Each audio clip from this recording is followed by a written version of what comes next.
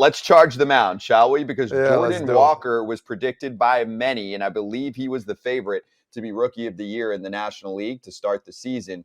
Great kid, super young though. He's 20 years old, off to a blazing start. Remember, I mentioned him every show that he had the hit streak going. It was 2 weeks into the season. Now you fast forward the last 10 games, 205, 475 OPS, and they option him out to AAA Louisville. They also had an outfield logjam there. They have too many outfielders that are kind of not the same type of player, but all have strengths and weaknesses, not superstar, kind of middle tier. And so he gets booted for now. He was hitting 353 through April 10th, and then it is down to 274, but not getting pop.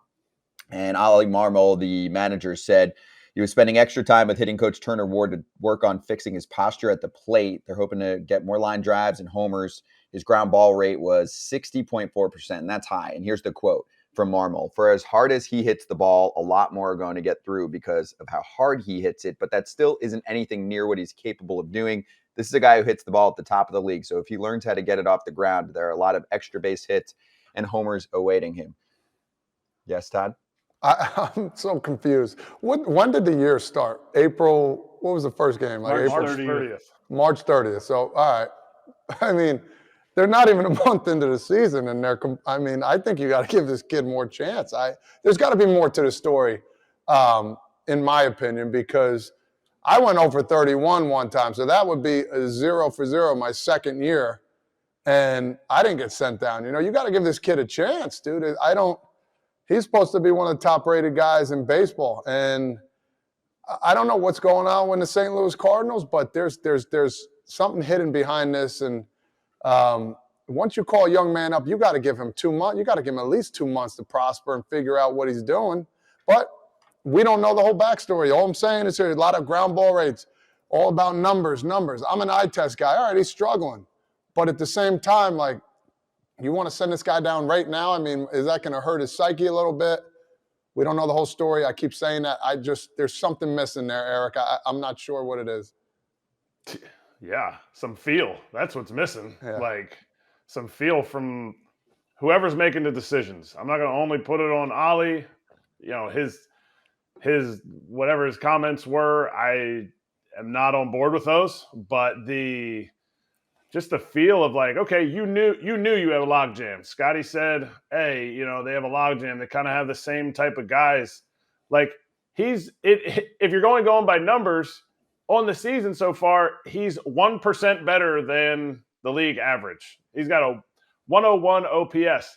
So if you thought he was good enough and now he's struggling, like, put him in the lineup, move him up in the order because he's about to get hot. Like, if you thought he was good enough, to me, this is way less. This is like 1% on Jordan Walker. This is 99% on the Cardinals organization. Like, either, oh, shoot, we made a mistake before, which was their mistake, or, oh, shoot, we're making a mistake now, we're panicking and we don't know what to do. Like, no, I don't get this at all, but it happens way more now.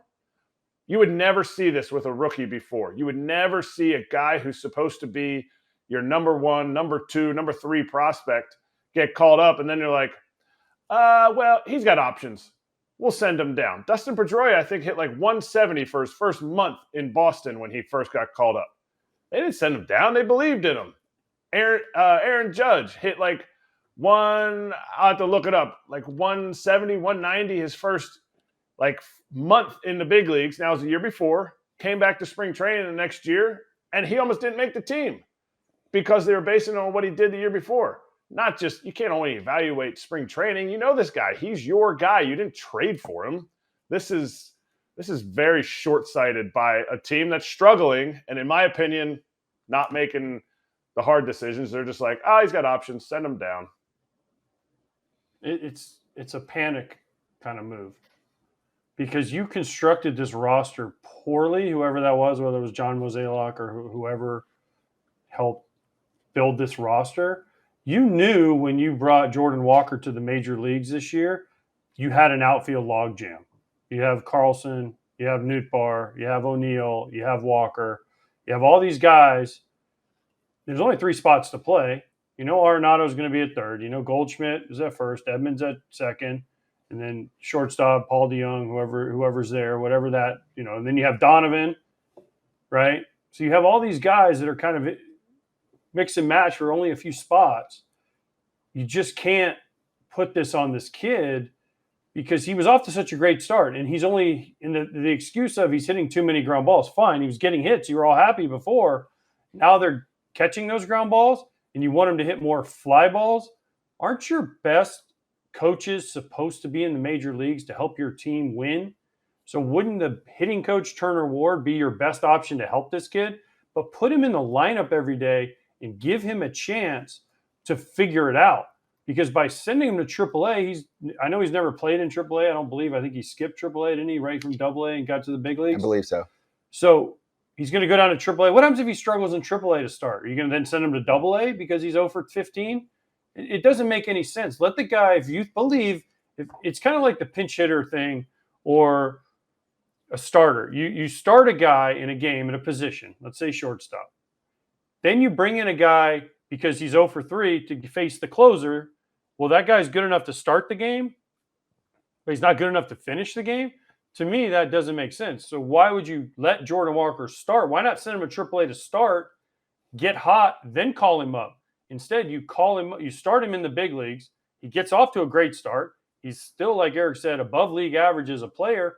Put him in the lineup every day. He's 20 years old. Let this kid play every single day for a time period that proves, yes, you can do it. No, you can't do it. He might reward you, win Rookie of the Year like a lot of people were expecting. Instead, you send him down to the bushes, send him back to AAA. And again, God forbid he struggles down there. I don't think he will.